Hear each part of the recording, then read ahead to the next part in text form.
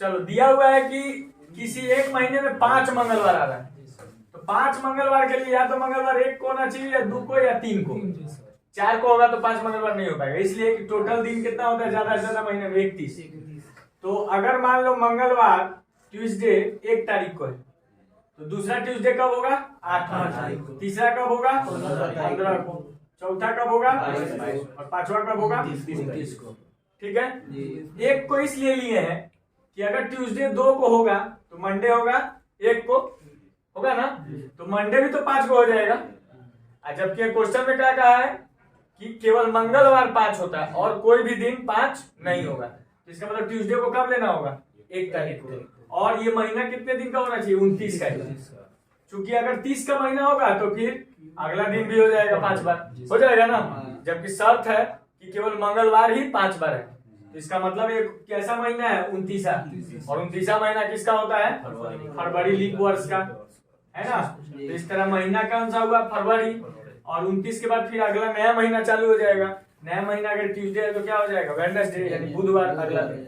Clear हो गया। 18 सितंबर 1977 को रविवार था और एक वैवाहिक जोड़े का मतलब विवाह इस दिन हुआ है। अगले 15 सालों में, तो 1977 से 15 साल करेंगे तो कहां तक आएगा? 92 तक। कई गो संडे पड़ेगा, यानी सेम डे पड़ेगा, इसी तारीख को। ठीक है। तो हर एक साल में क्या होता है? एक दिन बढ़ जाता है। तो 78 में क्या हो जाएगा आपको? मंडे हो जाएगा। 79 में क्या हो जाएगा?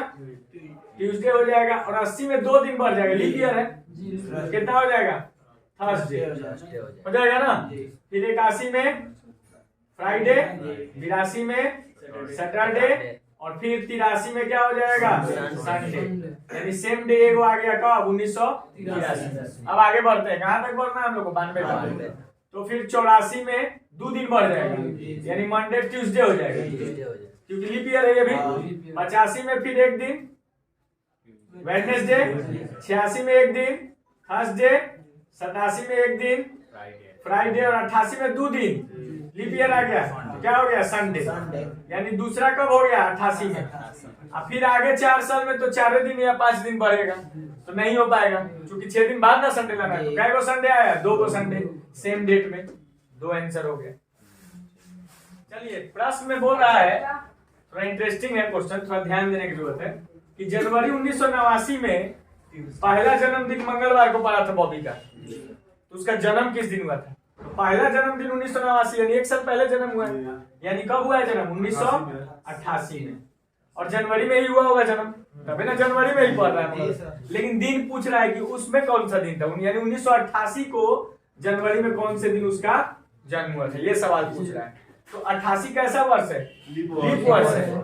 लीप वर्ष में कितने दिन बढ़ता है? 2 दिन। साधारण वर्ष में 1 दिन बढ़ता है। चूंकि इसका जन्म जनवरी 1988 में हुआ है, तो फरवरी 1 दिन बढ़ जाता है, तो 2 दिन ना बढ़ गया 1988 में, क्योंकि 1988 से 1989 1 वर्ष में 1 दिन बढ़ता है, लेकिन ये लीप वर्ष है तो इसमें 2 दिन बढ़ता है।